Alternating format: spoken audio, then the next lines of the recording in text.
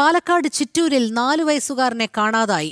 ചിറ്റൂർ കറുകുമണി എഴുമക്കോട് നിന്നാണ് ഇന്ന് രാവിലെ 11 മണിയോടെ 4 വയസ്സുകാരൻ സുഹാനെ കാണാതായത്. ചിറ്റൂർ പോലീസിന്റെ നേതൃത്വത്തിൽ വിവിധയിടങ്ങളിൽ കുട്ടിക്കായി വ്യാപക തിരച്ചിൽ തുടരുകയാണ്. അരുൺ ആലത്തൂർ ചേരുന്നു. അരുൺ, നിലവിലിപ്പോൾ ലഭ്യമാകുന്ന വിവരങ്ങൾ എങ്ങനെയാണ്? രാവിലെ 11 മണിക്കാണ് സുഹാനെ കാണാതായിരിക്കുന്നത്. തെരച്ചിൽ ഏത് രീതിയിലാണ് പുരോഗമിക്കുന്നത്? ഇപ്പോഴും തെരച്ചിൽ വിവിധ ഭാഗങ്ങളിൽ പുരോഗമിച്ചുകൊണ്ടിരിക്കുകയാണ്. ഇന്ന് രാവിലെ 11 മണിയോടുകൂടെയാണ് 4 വയസ്സുകാരനായ സുഹാനെ കാണാതായത്. ചിറ്റൂർ കറുകുമണി എരുമങ്കോട് നിന്നാണ് കുട്ടിയെ കാണാതായിരിക്കുന്നത്.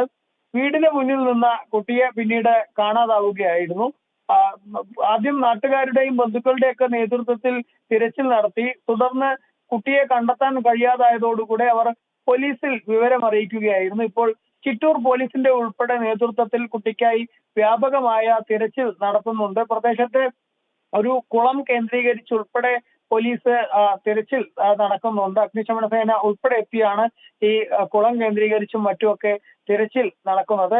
ഉച്ചയ്ക്ക് 12 മണിക്ക് വീടിന് പുറത്ത് നിൽക്കുന്നുണ്ടായിരുന്നു എന്നാണ് സുഹാന്റെ ബന്ധുക്കളും മറ്റും പറയുന്നത്.